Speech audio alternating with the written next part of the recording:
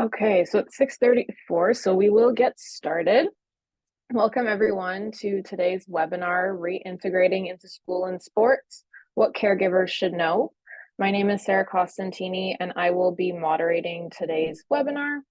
And just before we begin, I would like to acknowledge the land from which I am joining you today and from which I work and live. The land that I currently occupy are the ancestral lands of the Attawandaron, the Anishinaabe, and the Haudenosaunee peoples, and the treaty lands and territory of the Mississaugas of the Credit. This land is part of the Dish with One Spoon Wampum, which is an agreement between the Haudenosaunee, Anishinaabe, and allied nations to live peacefully on the lands throughout what is known as the Great Lakes region. I'm grateful to live on this land and offer gratitude to the Indigenous peoples who have lived on and defended this land for centuries. In stating this, I want to acknowledge the legacies and ongoing impacts of colonization that continue to impact Indigenous communities across Turtle Island. I invite you all today to share, if you'd like, in the chat, the land or territory from which you are joining us today as well. There's just a few housekeeping items to go over before we go into the Q&A with our panelists today. For all of our participants, with the exception of our panelists, you will be muted and you can choose to have your cameras on or off. That's up to you. The topics that we are discussing today are sensitive, and if at any time you feel uncomfortable, please do what you need to do to take care of yourself, whether this be stepping away, logging off, or connecting with NEDIC's helpline. Our webinar today is being recorded, and the full recording will be available on NEED's website following the webinar. If you need any assistance, please email Lynn at lynn@need.ca, and she'll be able to help you as you need. We also welcome any questions. Please put these in the chat box, and we will do our best to answer some of these during the audience Q&A at the end. At the end of today's webinar, we will be sharing a feedback poll, and we welcome any feedback that you have, as this continues to help us build webinars and resources to best meet your needs.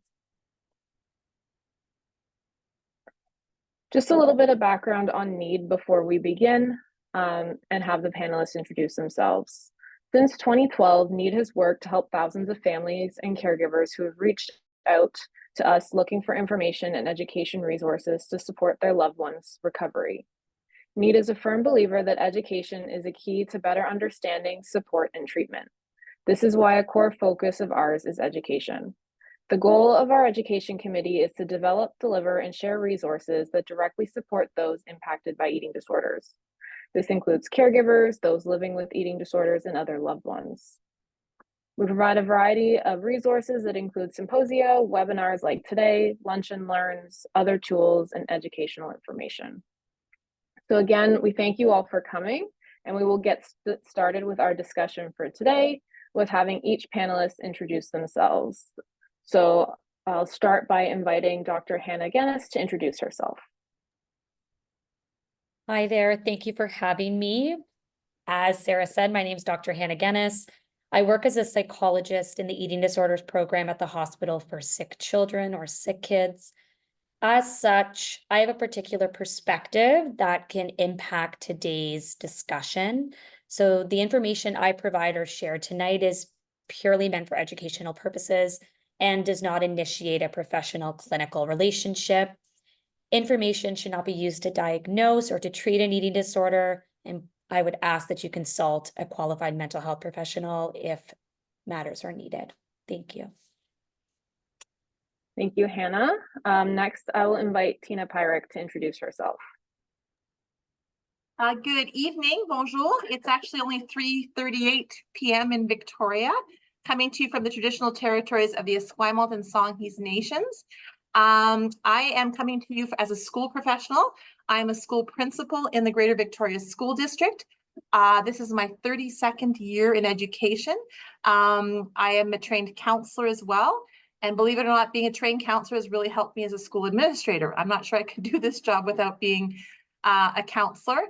I don't have specific lived experience with an eating disorder, but I do have lived experience as a sister of my sister who experienced significant mental health challenges as a teenager, and that was about 30 years ago.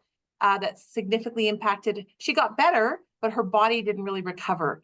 And so maybe that's why I'm pretty passionate about helping students with mental health struggles have safe places to be in school, so that school can be an inclusive place where kids can reintegrate. So that's where I'm coming to you from. Thank you. Thank you, Tina. Next, I'll invite Abby to introduce herself. Yeah, so my name is Abby McCluskey. I grew up in Victoria, BC, on the traditional territory of the Algonquin-speaking peoples, but I'm currently a third-year health sciences student at Queen's, so I'm calling in from Kingston, Ontario.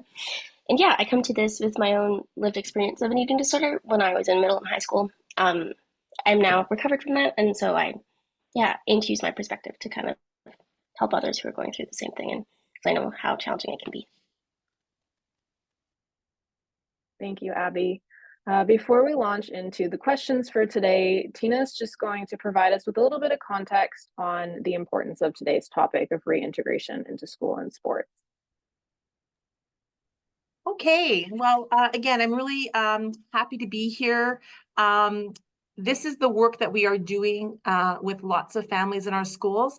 And again, I'm going to use mental health as a bigger bracket and then get specific about students in particular with eating disorders. I've worked at middle or what you would call junior high in Ontario and secondary school, and the approach might be a little bit different. But I would really, these are just some points I wrote down to consider, and then perhaps you can ask me questions.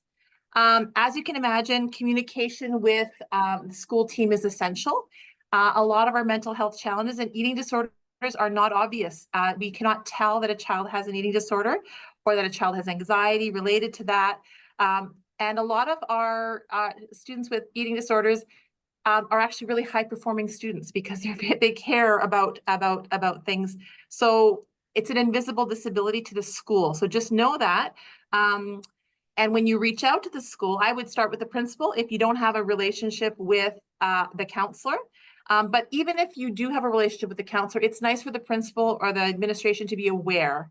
And just so you know, when you do reach out, you can count on confidentiality. And so if you came in to see me and say, my child is just being released from hospital, what we want to talk about coming back to school, I would meet with you and we would talk about, you would share with me what I need to know to keep your child safe and feeling safe at school. And then I would be the conduit or the counselor would be the conduit to the classroom teacher or teachers. And of course, in middle school or junior high, you'd have 1 or 2 or 3 teachers. In high school, you can have, depending on the model, you can have up to 8 teachers in the school year. And it's really nice for you as a parent to have 1 or 2 people to be your go-to people so that you do not have to explain your child's situation to every single person.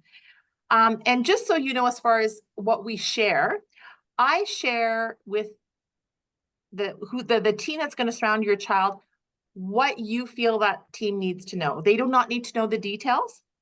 And if the student decides, they have the say and the power of what we share, but I might say something as vague as so-and-so is coming back to school after being away due to mental illness. It could be that general, or it can be a little bit more specific.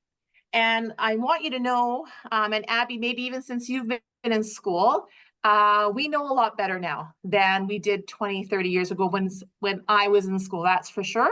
My younger sister was struggling with depression and she was not at school. And our family really had no idea what to do. And she just wasn't going to school. So we know a lot more in schools now. So rest assured that we are a lot more informed, and schools have been doing a lot of work around mental health literacy for students and for staff. So I want you to know that. Once you reach out to your principal or counselor, you'll meet and create what we call a return to school plan. And that would include the team at school, whoever would be invited at school, and also the youth and caregivers. And for me, it is really important that the youth be involved in that because they need to buy in. They need to say where they're at and what would be useful for them, what they don't want. They are the customer, And maybe this is a good point to emphasize. In a school setting, the child is the customer. So that is our primary goal is to take care of the customer, our student, as part of the support team. So you create a return to school plan. And usually after hospitalization or an extended time away from school, we like to start with a smaller step. I have a child that I met with his family yesterday, and he's coming to school just for an hour, to the office, to a small quiet place. And we're gonna do that for a few days, feel confident. And then we build up. So maybe in the classroom for a little bit of time, and then a pull-out space. And most schools now are quite good at having pull-out spaces. We recognize from the time when I was in high school, where there's this big box where everybody goes to school and everybody has to fit in, that we need to create spaces in big schools where children can have a timeout or a break. And in your child's school plan, return to school plan, it might be a plan break, that every day at this time or between classes, or if they are feeling quite anxious, or they need somewhere else to be, that space is provided. So all of our schools are doing that now. My last school, we actually created what we call the Grizzly Den. And we were trying to get the stigma away so that any child in the school who needed it could go for a break. And there would be things like Play-Doh and Lego and coloring. And an adult could see that child, but they would have a space to be. When you're working with a child with mental health challenges, when they're coming back to school, I think having that separate pull-out space is really important, because otherwise the child might say, I want to go home. So we have to have a step in between being overwhelmed in the classroom to wanting to go home. And that child has that confidence that, okay, I know I have a pull-out space if I need it. It makes it easier to come back into the building. So a modified schedule, starting small and building. And again, from a perspective of a school person, we are not worried about your child's academic right now. When we're trying to get them back in, we're just worried, we want to get them back in feeling safe and comfortable and settled. The learning will come after, so that is our focus, just so you know, and we'll tell the child that as well. Important for your as a family, but also for the youth to know who is their person, who is their go-to. So let's say with this boy that I met yesterday, I'm his go-to, but I have some other people I'm introducing him to, because if I'm at a meeting and I'm not there, I don't want that child to have that feeling like, oh no, I don't have anybody here. So making sure that the child, the youth, knows who their people are. And I even have a counselor has made a little flow chart. Here are the 3 spaces you can be. And if those spaces aren't available, here is your place. So that child has that comfort of knowing that these are the safe places I can be in my school. We talked about a return to school plan. We can actually make what we call a student care plan. And we were talking about this in our meeting. In British Columbia, if you have a diagnosed mental health condition, you can actually get an individual education plan, which is great. I wish all kids could have an individual education plan, but then you have in writing and a case manager who will oversee your child's school experience, working with the school team. So if you are in British Columbia, just so you know, you are entitled to an IEP, and an IEP recognizing that a mental health condition affects your learning.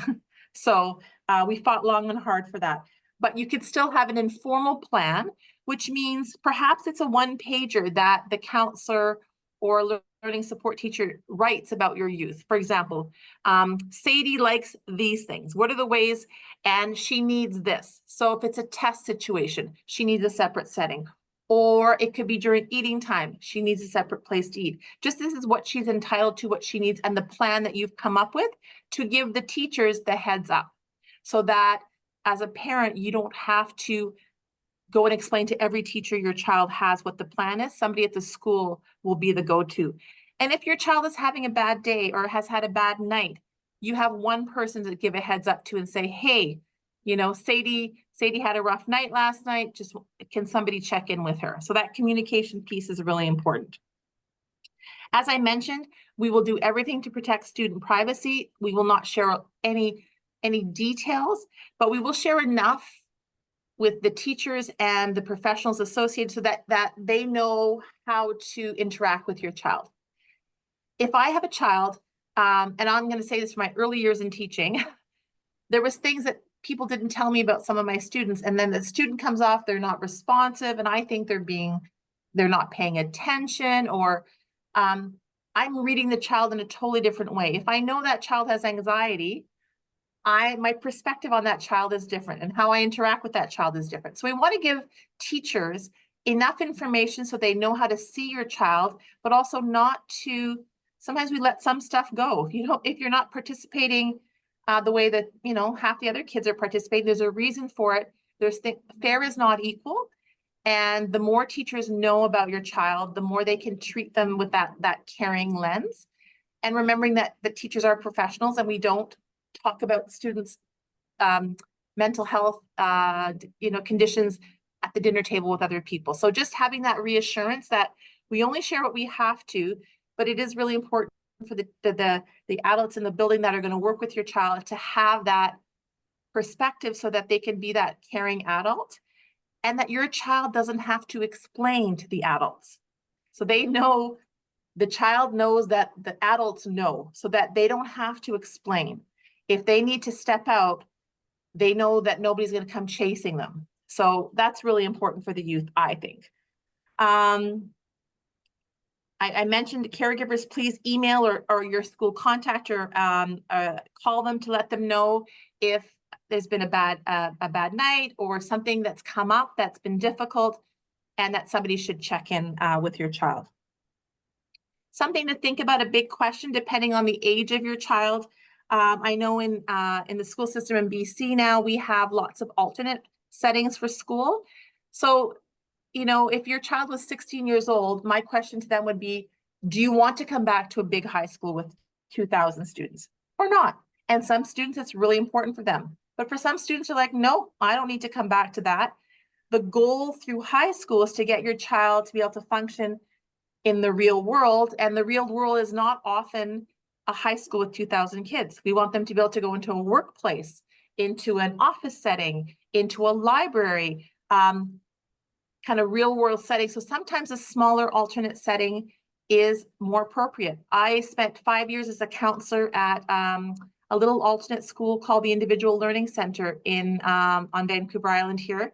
And students, when they were coming out of hospital, it was a nice place as a stepping stone. Some of them went back to the bigger schools and some did not. Some of them just went through in it because it was their safe place. Shorter schedule, smaller setting, a lot more individualized attention. The student staff ratio is a lot different. So your child might be open to an alternate setting. So that's just something to talk about, or they may not be. So that's really important to think about. And alternate settings are not what they were when I was a kid. Used to be, we would send, kids got in trouble with the law or whatever, they went to another school. We recognize now that for different reasons, family situations, mental health, lifestyle, there are different choices for schooling, and schooling can look different in the public system. So you just need to know that that's also an option. Another thing that you might want to consider when you meet with the school team is and I'm sure they have the version in Ontario, but there's a consent to share form that if you sign that and you talk about it, then your child's community professional can liaise with the school. So let's say the psychiatrist or the psychologist working with your child can give us hints at school. In school, this would be useful. We're not getting a whole bunch of details. We're getting the school-related details about your child, about what we can do in our school setting to make things more accessible, and having that consent to share is less work for you. But just so you know, we would only share with your permission. So just so you know, you have to okay that, because otherwise the two supporting bodies would not talk to each other. So I guess in summary, I would just say that the people at your children's schools have been doing this work, and we're getting better at it. We want to meet with you, find out where your child's at. Your youth will be able to tell us what they need to feel comfortable and safe at school. And the team we build at the school can work with you that will be, work with you to make sure we put those things in place for your student. So I've made a lot of points there, but I'll wait till questions. But from a school-based professional who wants to make sure that all kids have a place that they can feel safe and secure at school, and then eventually get to their learning. So thank you, merci. Thank you, Tina, for contextualizing our conversation and adding in some of those key points.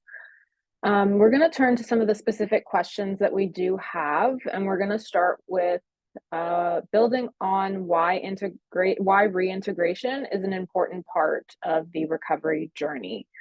So Hannah, if you'd like to add from your perspective on that.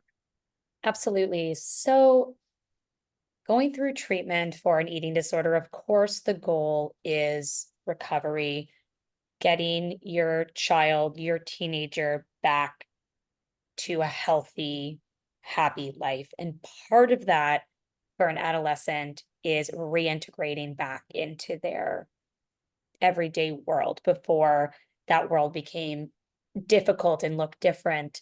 And so really, when I think of reintegration, I think of that as my ultimate goal for families. Yes, a reduction in symptoms, but getting back to the life that matters to them. It may look different, and there may be different pieces that are at play to support them to do that. But ultimately, I view recovery as getting back into the world that they love and that matters to them.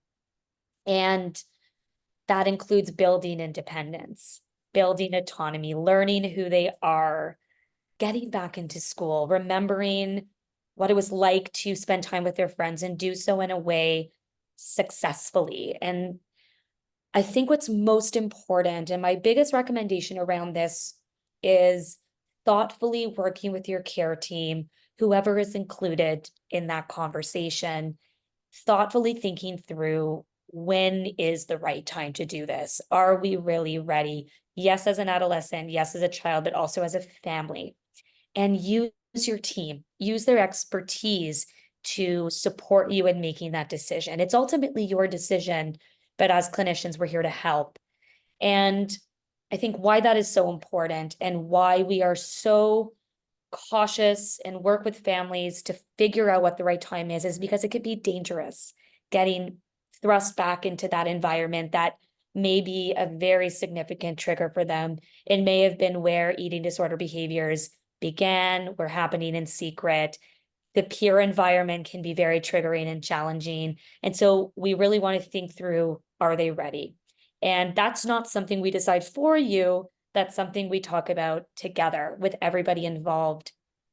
And I think what's really important about that messaging is that you've been working to try to help your child see that this eating disorder is not helping them. It is taking things away from them. It is pulling them away from a life that has meaning for them.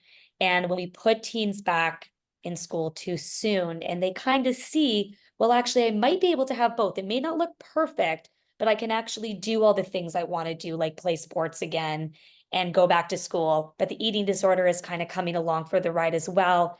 They never actually learn that the eating disorder is working against them. They don't really have motivation to get rid of it, and then we can get really stuck. And so I say that while recognizing I have seen successful reintegration, but working with your team to figure out where the signs are that it might not be the right time. And when you're kind of given the green light to go, really working with the schools, really working with your team so that you have a support network ready to go to make sure that it is as successful as it can be. It may not look perfect, but it can be successful. And so just really thinking through that with your team to really have a successful start. I think that's what I would say about that. Thank you, Hannah. Tina, is there anything you'd like to add to this question?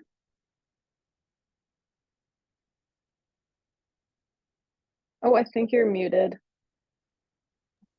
Hi there, I've got multiple screens trying to get the cursor in the right place. No worries. I really appreciate what Hannah's saying because she is your clinical perspective. and maybe it'll come up a little bit later, what you can expect a school to be able to do and not to do, right? For example,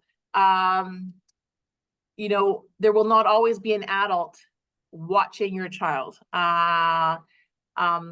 You know, we can provide the space, we can provide support, but when it comes to the specifics of, did your child eat today? You know, I know that with one child I was just a teacher, I didn't know any better. I kept a certain kind of granola bar in my drawer for a child who that's what her plan, that's what she was eating. She had agreed to eat that at school. So I was part of the plan that the family and the therapist gave me. So just so you know, the school will follow the direction that you as a family and the therapeutic team gives us. And that's why that consent to share is really important, because we can't operate in isolation. So we will follow. And if the therapeutic team says this child needs this, I will say, actually, we can't do that here, but maybe an alternate school setting could do that. So I'm thinking of a big high school in the small setting I was working, what I could do, for example, when I was working that alternate setting, I could meet with a child once a week for an hour, no problem. I could take children to appointments. I could, you know, I had a lot more time per child. In a big high school, if a counselor has, you know, 350 students are responsible for, the level of service will be different. So when you meet with your school team, they will tell you what is possible, what is not, but they will tell you what another option is that it would be work for your child right now. And again, the message is, we're looking at alternate setting, it's not forever, it's just for now. It's not that this is where you need to be now. Next semester, we can reevaluate. Next year, we can reevaluate, but finding a safe place for the child to land based on the recommendations from parents and the therapeutic team. Thank you, Tina. Turning over to our next question, is there anything that you can tell to parents or other loved ones about how to balance between some of those protective behaviors and encouragement when their child is reintegrating into school or sports? Hannah, if you want to start. Sure. So Tina, I really appreciate you sharing that. You know, on the clinical side of things, we can make many recommendations for what would be successful. And ultimately, schools can't always meet those needs, not because they don't want to, because there's very practical limitations. And so what I always say to parents when they're having this conversation is, you are your child's fiercest advocate. And that just comes from a parent's love that nobody else can match. So I always say to parents, you advocate, you advocate, you advocate. You know what they need. You've done the hardest job you'll ever do. And now we just have to see what the school is able to do. I think also what's really important for parents at this stage is to recognize the difference. And this can be really hard to do, and your therapeutic team is there to help you navigate this, is really knowing the difference between your own worries and anxiety about sending them back, because those are valid, and knowing the difference between that and real risk of going back. It is quite possible that towards the end of treatment, there's a lot of good signs that this can go well with supports. And of course, as parents, you're worried. You have just gone through one of the hardest treatments for one of the hardest illnesses. I mean, I say that knowing that there are many others that are challenging, but having worked in it, watching families go through this, you've just done so much work. And so, of course, you're going to be worried. And so really recognizing when that protective part of you is there and when it's kind of holding you back, and really working together as a family, seeking advice from your therapeutic team to really balance that with that encouragement and to support them to reintegrate and kind of start developing life afterwards. And I always talk to parents about that piece. I think really the most important thing in doing what I've just said is really trusting yourself as a parent, trusting your gut. You know your child very well. You've known them from day one, most of the time. And so really trusting yourself and trusting your team around when they say, yes, you know, integration is appropriate now, it's time to have that conversation. And when it's not, even if your teen is so ready to go, sometimes we do have to take a step back and say, I'm concerned if we go back to school, if we start doing sports again. I'm seeing some things that make me worried that that might not be the best environment right now, and trusting your gut as a parent to be able to engage in those conversations. And I think watching your teen and knowing when you're seeing signs or risk of behaviors coming back, that might suggest risk for relapsing or things going backwards. And also just remembering that it could be typical overwhelm of being back in an environment. School is hard. Social environments are hard for the average teen. Adding on top recovery and trying to re-navigate this, possibly in a different body, in a different mindset, can be very overwhelming. So recognizing that they can also have those feelings and they can be very valid without necessarily being a risk for relapse, but watching closely still about which behaviors might suggest that.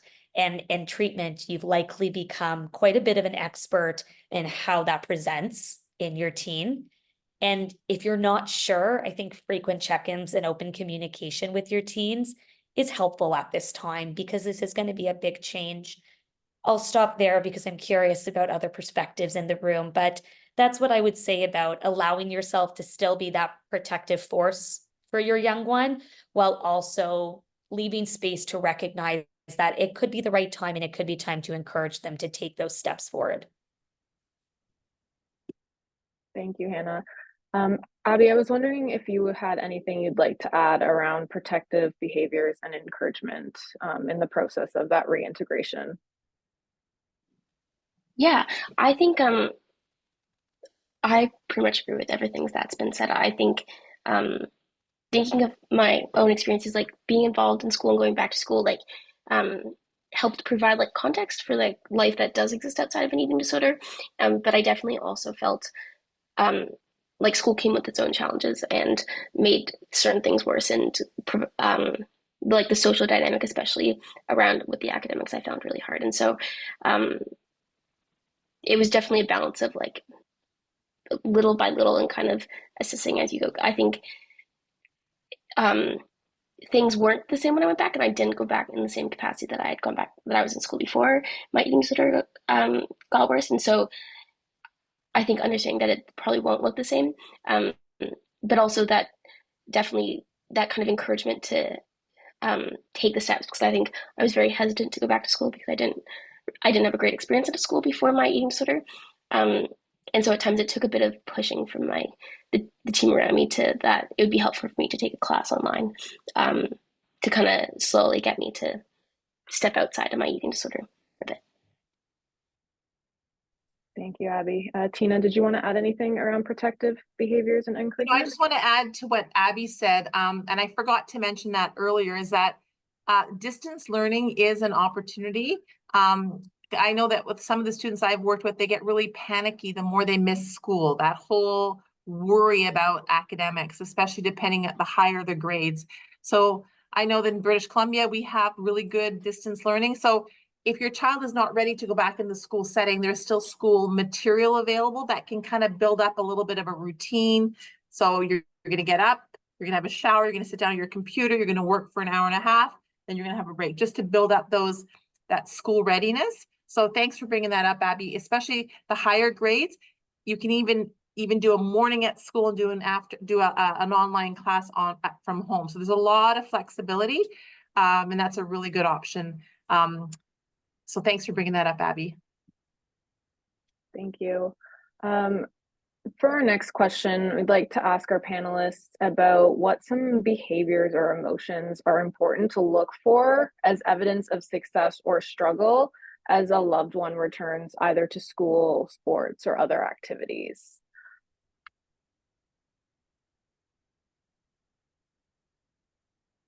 Is there anybody who'd like to start us off there?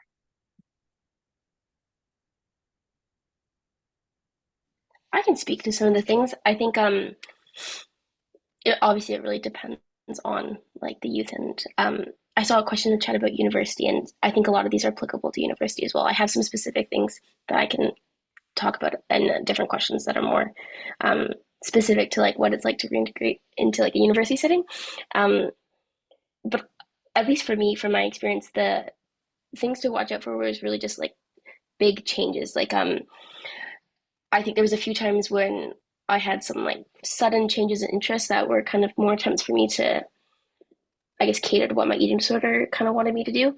And so just kind of really like keeping monitoring and just seeing how things are changing for your child. I think in high school specifically, it was a bit of a rocky reintegration process, and I wanted a lot of independence kind of all of a sudden that kind of indicated that things weren't going super well. And I wanted to really jump into things really fast, which I think again was, I didn't quite understand the nuance of needing to slowly go in because I wasn't totally like committed to the idea of recovery. And so I think keeping an eye out just for that and how the general like feelings of the youth. I think another thing that I noticed that was always kind of a big red flag for me was really like getting involved in a lot of things or spending a lot of time working on school. I think for me, I used kind of that to cope with like anxiety, and so I think it was kind of an indicator that things were just kind of heating up a bit, whether it's related to my eating disorder or related to school, but that I was kind of not doing super well. On the other hand, when I kind of started university, and I was doing a lot better, that kind of school reintegration felt a lot slower in a lot of ways. I tried taking like less classes at the beginning and slowly worked my way into it. And I think, at least for me, and obviously it would be different depending on how old your kid is, but like having the awareness of needing to go slowly, and as well as like talking about the experience. I know when things weren't going well, I didn't want to talk to my parents about what was going on. But when things were kind of going okay, I would be more open to saying like, "Oh, I'm really tired today," or "I'm liking this," or "I'm not liking this," because I guess had more thoughts outside of just my eating disorder. Whereas when things were going badly, most of my thoughts were kind of eating disorder related, so there wasn't a whole ton to share. Yeah, I think I also, and this was just a personal thing, I really struggled to admit when I was tired when I was doing badly, because I felt like I always needed to be doing things, and so and again, it's so personal depending on someone's personality and their interests. But I think my parents kind of figured out that when I was talking about being tired and like needing some time to rest, that like it was generally like a good sign that things were going okay. But again, like I think it's so dependent, but more just looking for like changes in how someone's behaving. Thank you, Abby. I'll just say in a school setting, because we're not a therapeutic setting, I'll often use a scale to ask whether it's anxiety, depression, where are you at today? Oh, I'm a 4. Oh, I'm a, and then they'll know, like I'll explain the scale to them. So, 1 or 10 being the happiest you've ever been in your life, 1 being, I can't take this anymore, like if I was doing a suicide assessment. But coming up with a scale that the school-based contact person can have with the child to know, without you having to explain to me, Abby, exactly how you're feeling, that number will tell me, right? So that's just a small tool we use with lots of different mental health conditions. That is a easy way for kids to say where they're feeling without having to explain it to you. Or maybe they don't have the words to explain it.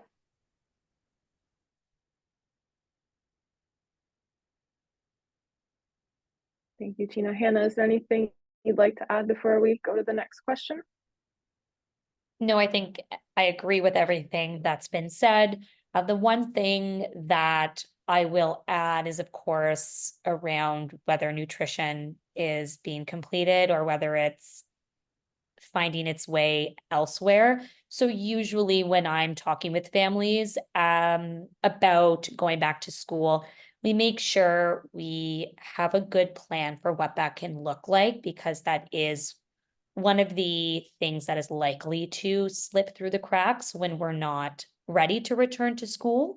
And so usually before going back to school, we like to see that the teen or the child is able to eat independently to the best of their ability. And if not, then we think about having conversations with the school about, okay, what is possible? Can we normalize having a snack in class if it's 10 a.m. and that's when we're having a snack? Is that something that we can do without it being stigmatizing? Is that something that we can just be more open about, that snacks are a part of life? Or if the school is able to provide a space but no consistent supervision, can we talk about having a parent come in? So really trying to set up a plan that also works with the school, of course, so that that more concrete behavior that we sometimes see that represents struggle doesn't kind of spiral. So that's the only piece I would add. And, you know, Thank you. sometimes a very simple thing, Hannah, what you're bringing up, like I had a student in my school last year. She had disordered eating, so never hospitalized, but she was really self-conscious eating in front of other people. So I just needed to give her a space. So she ate in, I was always doing supervision. So she ate in my office where there were other adults around, but she had the privacy. And that was the simple solution. That's where she ate. So sometimes it's not that complicated, but you just need to know what is it that's hard for this child and what can we do? And sometimes it's easy to do. Thank you. For our next question, who are some of the key people that caregivers or parents may want to connect to with their as their loved one returns to either school or sports? And how would they initiate or go about conducting these conversations with some of these key people? Is there anyone who'd like to start us off there? I can start as a school-based person. If I was a parent, I'd start with the principal. Unless you already have a relationship with somebody else in the building. But again, the principal, if I'm not going to be the key person, I will assign that. I will bring people in. But, you know, I tell students, I'm like your lawyer. My job is to make this work for you. So that's your number one advocate in the school. Depending on, again, then that principal will bring in how this counselor, who already has a relationship with your child, will bring them in. So yeah, that's really important. Again, if in British Columbia, if your child gets an IEP, there will be a case manager, which is a learning support teacher or counselor that writes an IEP and shares it with the teachers that are involved with your child. One thing I will say, I saw something in the chat about the difference between reintegrating into school and sports. The one thing I will say, if it's school sports that your child's reintegrating in, there's always a sponsor teacher attached or a coach that is a school-based person.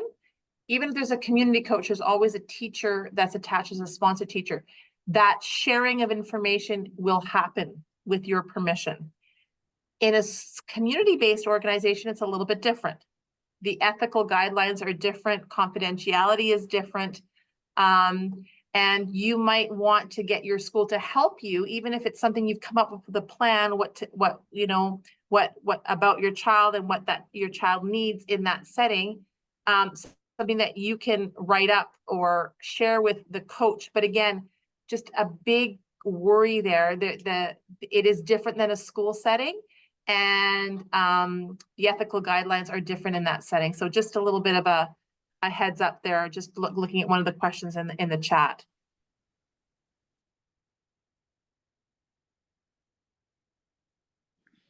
I can add something quickly, just specifically to university. I think from my experience, normally because it's a different, it's kind of the youth, the person who's in school who's kind of has to do the coordinating. But I know for me, when I first started school, reached out to the or got connected with the academic success services at our school, so that I could get in place the accommodations, which obviously look a lot different than in high school. But I found that they were very accommodating without needing to know a lot of information, and I could get connected with them quite early before the school year started, so that those things could be in place by the time classes started. And so they were really great people, and were able to also connect me to other supports on campus if I wanted to see someone at the student wellness services or access any sort of care. That's a really good point, Abby. And I'll say, while you're still in high school, the paperwork or the official diagnosis that you have, because as high school, universities will help you if they have the right things in place. So what we do in high school will carry over to university. And you're right, I've been really blown away by, in every university, they call it a different person, an ombudsperson, a disability resource person, but when you have those services, they're amazing. But what you set up in high school will carry over to university or post-secondary.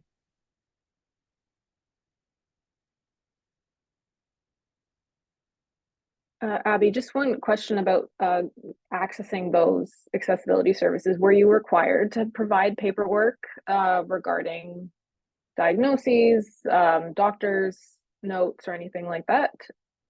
Just for a bit of Yeah, extra information. yeah, I was required to get a doctor to kind of fill out the form, but I know they had kind of, I guess, like a contingency plan for that they should, like, if you weren't able to get those like forms, that they could get temporary accommodations placed in, like, put in place while you worked with the school to get the documentation from like a professional that worked with the school if you didn't have one. So what I found is that there's a lot of ways to like work around things if you don't quite have the right documents, because I know it can be hard to get different people to fill out the right form and fax it to the right place. But yeah, definitely also the high school things. I know that like I had an IEP in high school related to my eating disorder, and so I think they sent that over too, which, like Tina was saying, was really helpful in kind of transitioning it. Yeah, thank you, Abby, because I know that part can be a bit confusing for university students who are navigating some of that on their, maybe a little bit more on their own or a little more independently as well. Hannah, anything that you'd like to add there? I think everything's been pretty well covered. Just while we're on this conversation around integration into university, I think having a conversation with the adolescent who's going back, or starting and is in that transitional age, or they've gone for a year or so and are deciding whether to go back. I think based on where they're at in their recovery, having an honest conversation about, do we feel like this is something we can actually do?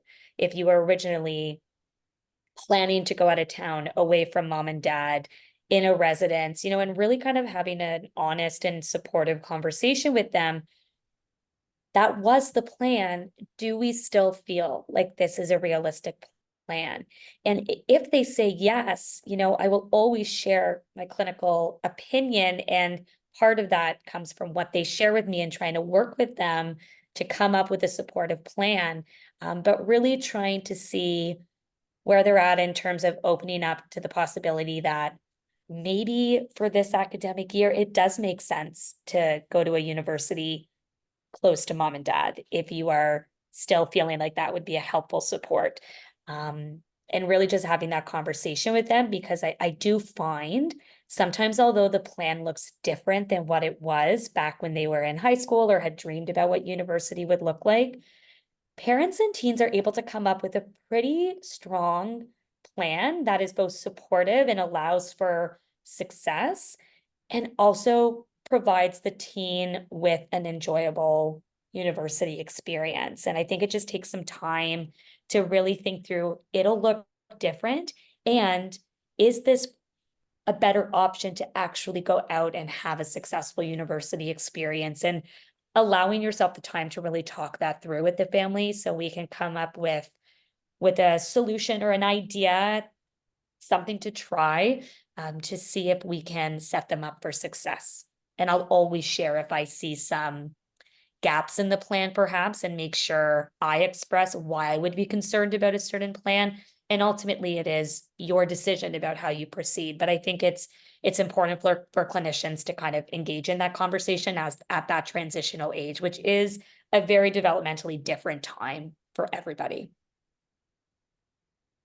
And Hannah, Thank you, Hannah. I would add to what you were going to say about one thing about COVID that was really good. It's forced post-secondary schools to be a bit more flexible. So like where you can take, there's more online options now where you don't, it's not all or nothing. So the good side of that is that, yes, your plan B is not a failure. It's the plan for now. And there are options that were not there 5 years ago in post-secondary. So a lot of things were not good in post-secondary during COVID, but that is one of the things.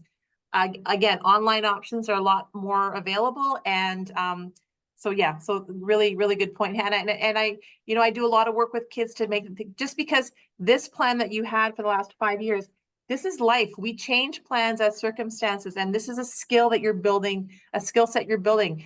It doesn't mean it's the wrong step for you right now, and it's just the step for right now. It's not the forever path. Yeah, I think definitely what both Hannah and Tina were saying were really important.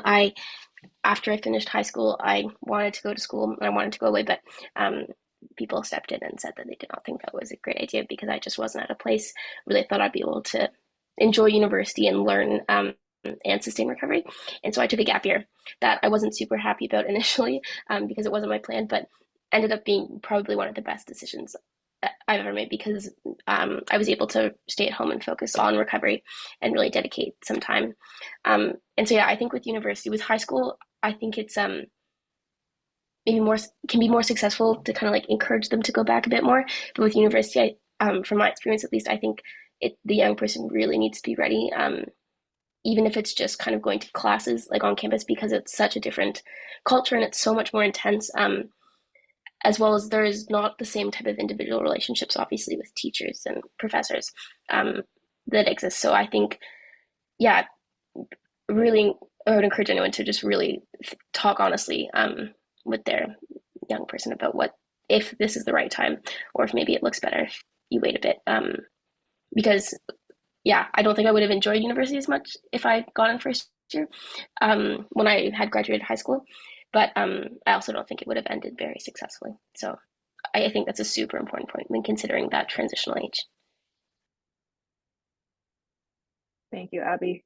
Yeah, just a small point there. I did the reintegration myself, and I wasn't doing extremely well after I graduated high school, before starting university, and I actually had to drop out within my first month of school to come home because I did go away and it just wasn't working well given where I was mentally. So it was taking that year off again was huge for me to step away and change that plan. So it is an important conversation to have ahead of time to make a decision that will meet the needs of the individual and the family.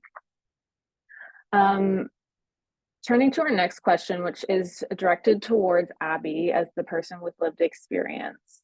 Can you tell us about what was or would have been most helpful to you in that return to school or activity, and how did the people, or how could the people around you support you? Yeah. So I can talk.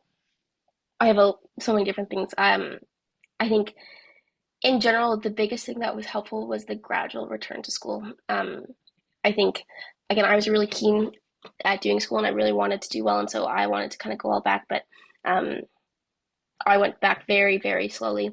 I kind of took one class online and then I started going to school for part of one class and then another class. And the school was really great to work with me to kind of be very creative in what it looked like to go back to school. And I found it really helpful, again, with the focus being, I think, like Tina was mentioning earlier, like on my recovery, and the actual academic part became a bit less important because I think they knew that like I passed all the grades up to that point, that I could like read and write and comprehend and learn skills, but that wasn't the focus. And I found that perspective and kind of the pressure in that way when it was taken off like that, it really helped me kind of just settle in and figure out how it was going to work best for me. Probably the biggest thing that was helpful was flexibility with like due dates as I got into higher grades. Like for me specifically, that was like probably the single-handedly biggest thing because I would get really anxious about that, and I think it's important to like identify, for me at least, the ways that like school had contributed to the anxiety that kind of contributed to my eating disorder, and then look at that and try to see how they could put creative solutions in place to kind of break the patterns of anxiety to kind of help my recovery in the end. I got a lot of extra support in a lot of classes, and I had like accommodations to write tests in separate settings in high school, and that was all really critical because I just didn't quite have the capacity. I think it was mentioned earlier, but school is already really hard, high school, and like managing the social dynamics is really hard. And so adding like eating disorder recovery on top of that makes it feel a bit impossible. And so trying to just really take out extra stressors wherever possible to just kind of help me make it through. It was a bit, I think in general, I had really high expectations of what going back to school would look like. And it was a bit of a rocky experience, I will say.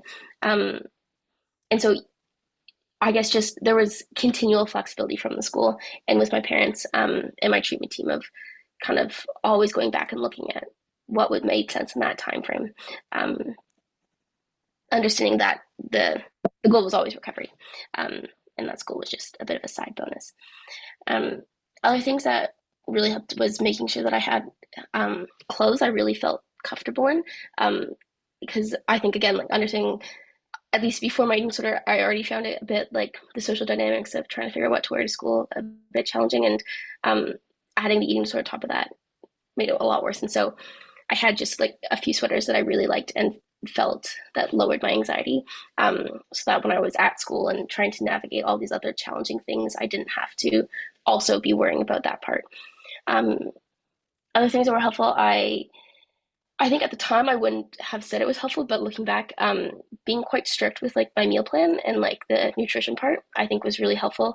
I yeah, again, I don't think I would have said it was helpful in the moment, but whenever kind of my nutrition started slipping, school just became harder and everything became harder. And so I kind of had it scheduled where I would have like a snack at school, and then my parents would come for lunch, and then I'd have another snack with someone else later.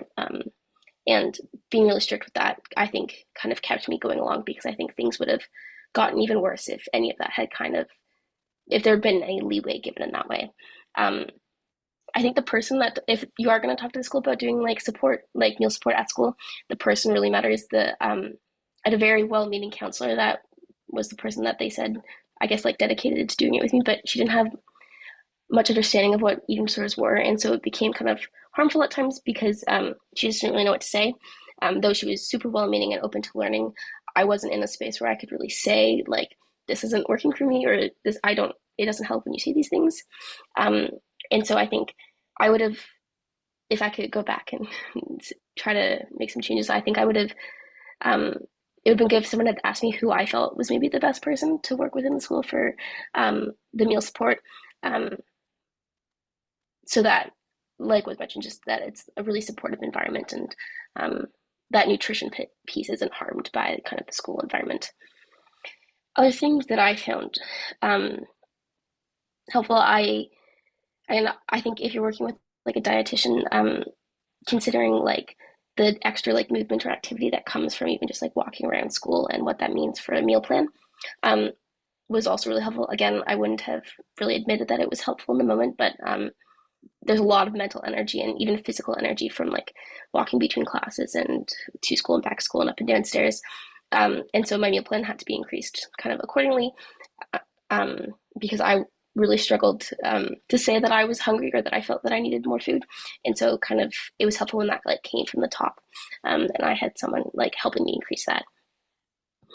And yeah, I think Tina said this earlier, and I'm glad this is happening, but I think what I wish I had was somewhere to go kind of when I wasn't doing well at school. I spent a lot of time like in the bathroom trying to like console myself, but understanding that the reintegration probably will be difficult, and with school and with eating disorder recovery, like there'll be some rough moments, and you probably will need to step out at times, like trying to find a space that like is a safe space, and just a space where the youth maybe doesn't have to talk to anyone, but can just go to like get away from the rest of the class.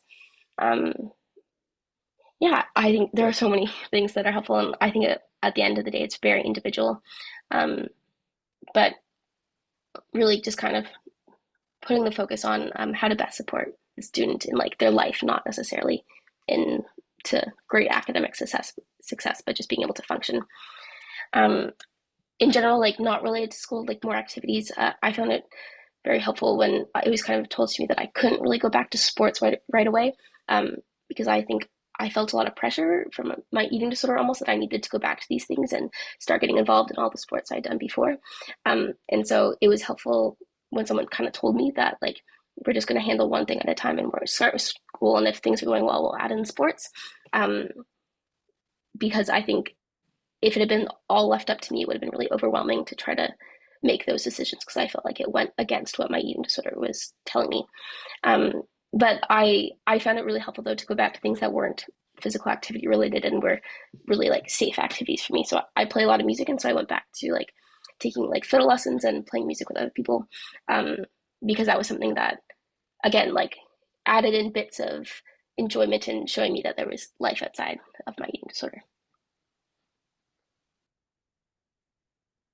Thank you, Abby, for sharing all of those things that you found very supportive, as well as just being able to look back on knowing what offered support, even if in the moment it didn't feel like the easiest thing to navigate. Those things are helpful, I think, for families to know about as well.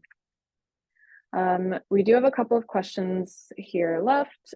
So the next question we have is, what are some strategies that are most effective for dealing with some of the stresses as a loved one returns to their regular activities?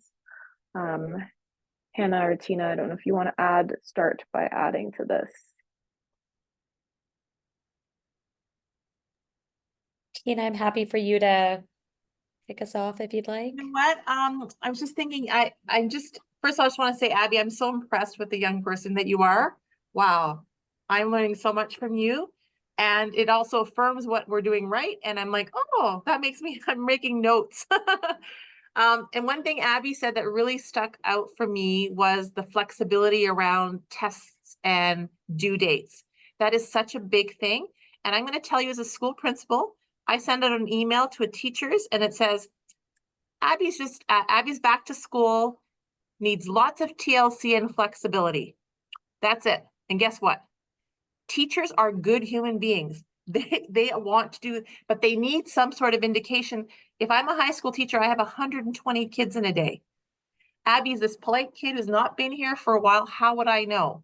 That one line opens up possibilities for adaptations to make life easier. So Abby, thanks for mentioning that, because it's not a hard thing to do. It really is not a hard thing to do. Yeah. One thing I just wanted to add to that quickly, Tina, was another thing that also helped was like the school was able to, I guess, talk to the teachers about letting me kind of demonstrate learning in different ways. Again, like trying to relieve my anxiety that I had about other things related to school.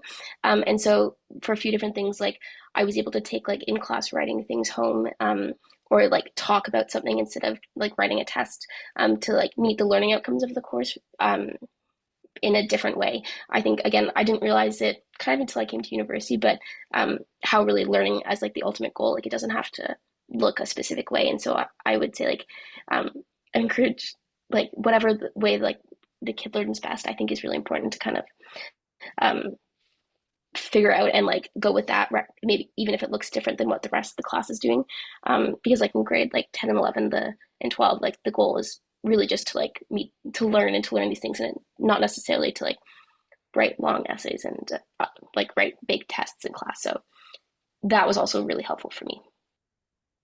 And one thing I would say to the youth is that these adaptations are happening for a whole bunch of kids and you don't even know it, because other kids don't know what you're doing differently, because they're doing things differently too. So taking that stigma and shame away, and COVID made us better teachers that way too.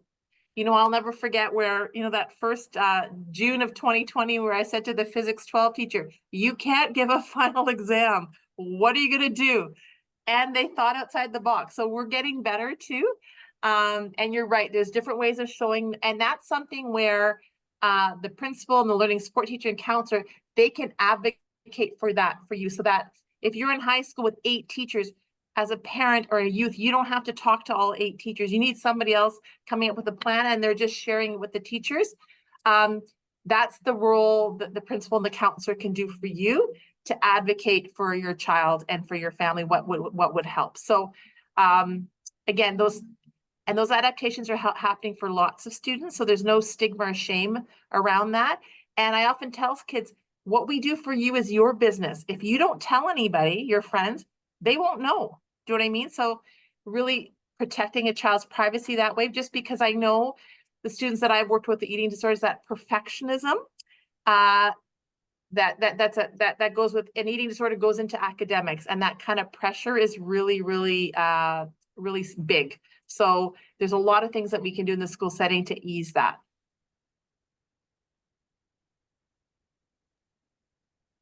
I guess in terms of the strategies, that can be most effective, I struggle with sharing strategies that are most effective for all, because I really do think it's individual. So what I would say is, on your journey, you've likely figured out that there are some strategies that work with your young person and some that don't. So I think in this part of the journey, of course, I would pull on the things that have worked, and that could look different for every family. I think open communication is key. I think communication is one of the strongest tools that we have. And that looks different for every family as well, and knowing what type of open communication works with your young person. And I think the last thing I would say is the strategy that most often gets forgotten is for parents to take care of themselves on this journey. This is the piece that I find gets lost, and I understand, because this is a very scary journey, and this is your child. And it goes back to the old kind of analogy that we use in mental health, that we have to put our oxygen mask on before we can put our child's oxygen mask on the flight. And this is no different. You will be able to support them better and show up better, and use the team to figure out, if you are struggling, how you can access, whether it's services, whether it's just having a moment to say, you know what, I'm really having a hard time with this right now. All I do is think about them, and all I do is think about what it's going to look like for them. And I think giving yourself permission to take a moment to think, you know what, I am not showing up at my best right now because this is hard for me. Allowing yourself that, not fighting that, and taking care of that, so that you are able to help your young person do the hard things as well. So I think that's the strategy that we often forget to talk about. And one thing I would add, Hannah, and you come back home from school, and this is not this is a mental health well-being strategy. I use it mostly, with my own kids if they were anxious about something. Just having the habit of, tell me 3 things that went well today. Just gratitude. Oh, you made me a good lunch, or I slept really well, or I have my dog. It can be really simple. And then what was one challenge? Because I think sometimes it can be so overwhelming that to kind of help your child ground themselves in tell me 3 good things about today. It really changes your perspective, and it's a nice way to, life, because going back to school, life won't be perfect. That's that. But let's focus on 3 things that went well, and what was one challenge. And so you're talking about one challenge and keeping that kind of more positive perspective, because that's a habit that you have to practice. And a lot of us, if you've got the anxiety, like, about how things are going, it's so easy to focus on what's not going well as opposed to what is going well. And at school, sometimes we're just happy you came. It can be really, really basic, but focusing on what is working, and the fact that you even had the courage to get in the building, you stayed for an hour, you got some work done. Hey, good day. Let's get some good sleep and try again tomorrow. So focusing on what's going well, to me, is really important.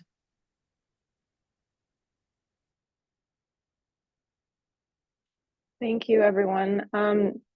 Given that we're at about 7:42, I'd just like to give the audience a chance to ask any questions if they'd like. So if you'd like to add anything into the chat, please feel free to do that now. I think we touched on a couple of the questions that were here around addressing reintegration into the university setting, as well as the reintegration into sports versus school.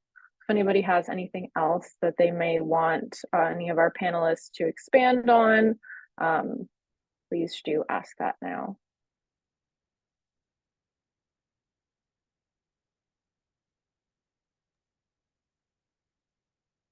There's a question there about, what about if the child doesn't want the parents involved? Is there someone else the child trusts? So from a school perspective, how do I say this? We really encourage the parent to be involved, the child. So, there's things that the student can have confidential conversations at school with the counselor, but for the overall, you know, we really need a parent to be, or a caregiver to be part of that initial conversation. And then the support can be between the child and the school. But that initial meeting, it's a child's health, and it's a life, like there's danger involved in this condition, as an all mental health condition. So it's maybe a negotiating with a child. We need your parents there for this, but then once we get going, the day-to-day support can be something that you have more control over. Yeah, I think adding on to that, in general, I think as someone who was kind of hesitant at times to get their parents involved, I think there's always like kind of ways that you can work so that both people can kind of be involved in the conversation while still kind of respecting the youth's like desire for autonomy, and to kind of be involved.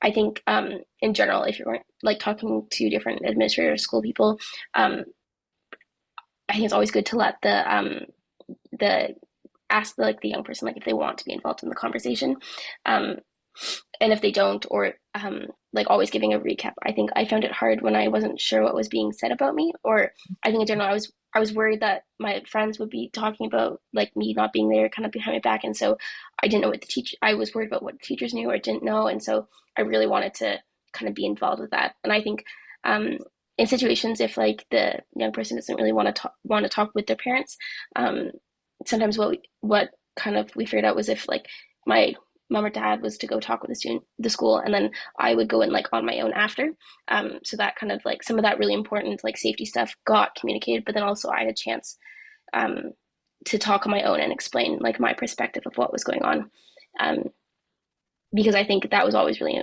important, especially as I got older, trying to work together to let me kind of take some control of little things, so that I could feel more like I was in control of my life, if that makes sense.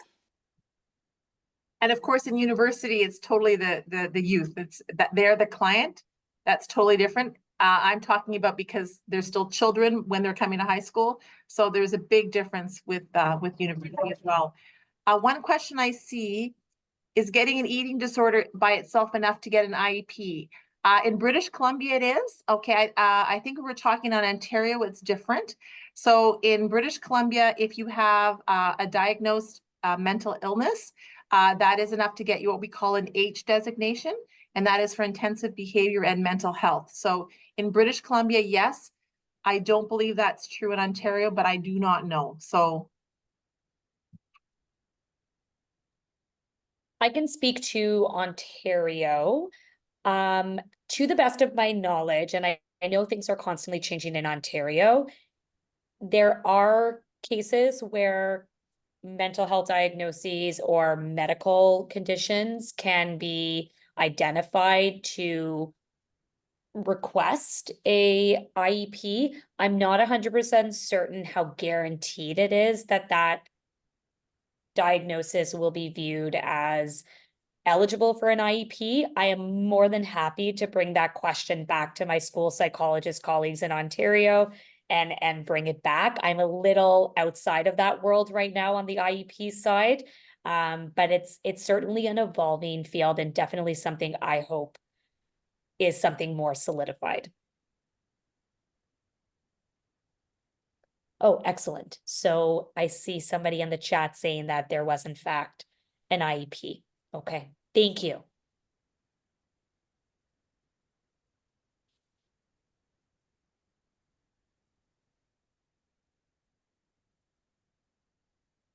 Okay, thank you to all of our panelists for your responses to some of the questions there, as well as touching on some of the differences across the provinces, just because every province is going to have a little bit of a different way that some of these pieces operate.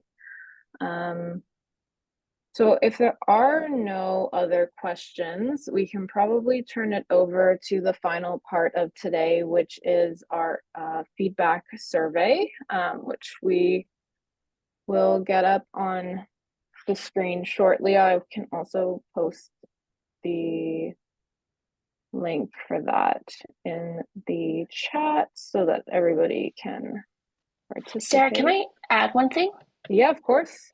Yeah, one thing I just wanted to say, in general was, I think it's important to expect that like things probably won't go according to plan with the reintegration to school, but that like I guess that isn't an indication of like how things are going to go overall. I think expecting challenges is really good.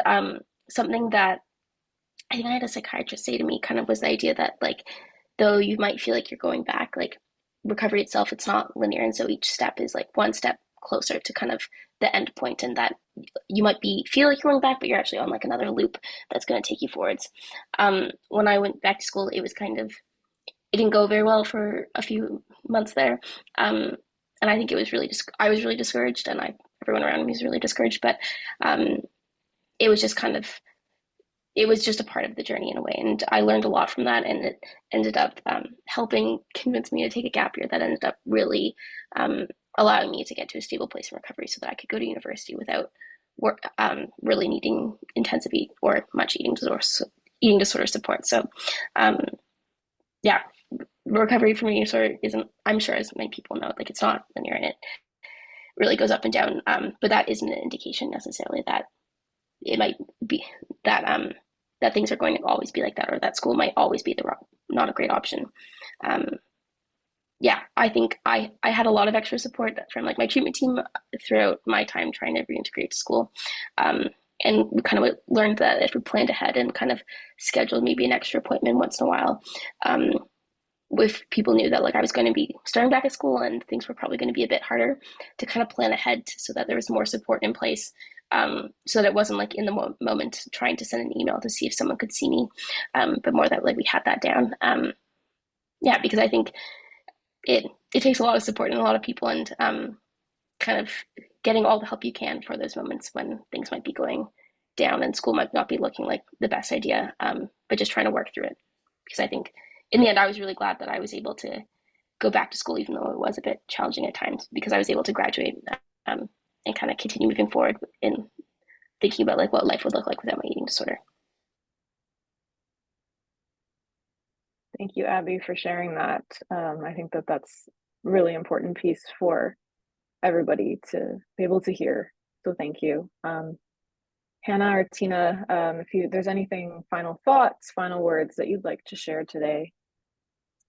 Well, I'd like to echo what Abby said, that, you know, when you meet with the school to come up with a plan, that is the starting point. That plan is going to change and evolve and go up and down. But that's what makes my job interesting. Like, that's why I have a job doing what I do. As we were meeting, that boy that I met with yesterday, I'm texting with his mom. We had a plan this afternoon and now he's changing it. It's like, okay, I'll let so-and-so know that this is where he's going to be tomorrow afternoon. So it's not a failure when the plan doesn't work. It's just we keep readjusting the plan. And from the start of the plan to the end of the plan, there will be changes, and that's okay. That's okay. I don't have any final thoughts. All I would say is thank you for letting me be here. I find when I come to groups like this, I learn a lot. I have learned from our participants, about IEPs in Ontario, which I'm grateful for to see how that's evolving. I've learned from my fellow panel members, and I'm just very grateful for your time and to be able to participate in this discussion today. Thank you. And thank you to all of our panelists for joining us today, and taking the time to share your thoughts and strategies around a lot of these questions today. So we'll just now get the feedback survey up. I'm going to post the link to it in the chat. If you can take a few minutes now just to respond to those questions.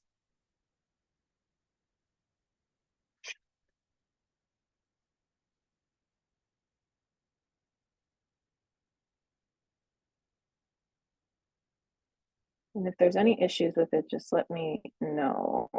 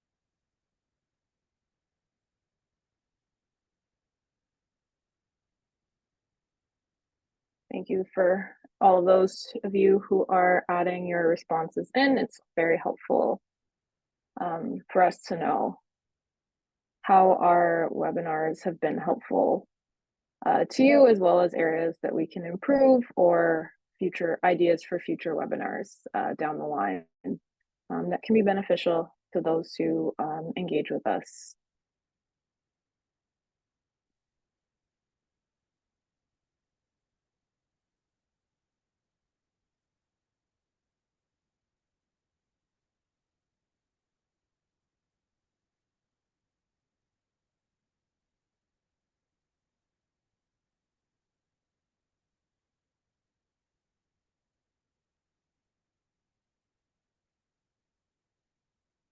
Okay, I believe everybody has responded to all of the questions, so that does bring us to an end today.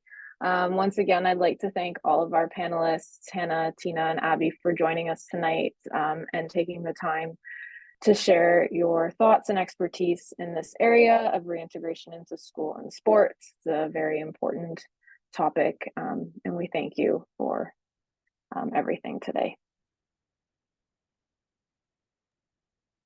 So I think we're finishing up a few minutes early. So thank you, everyone, and enjoy the rest of your day.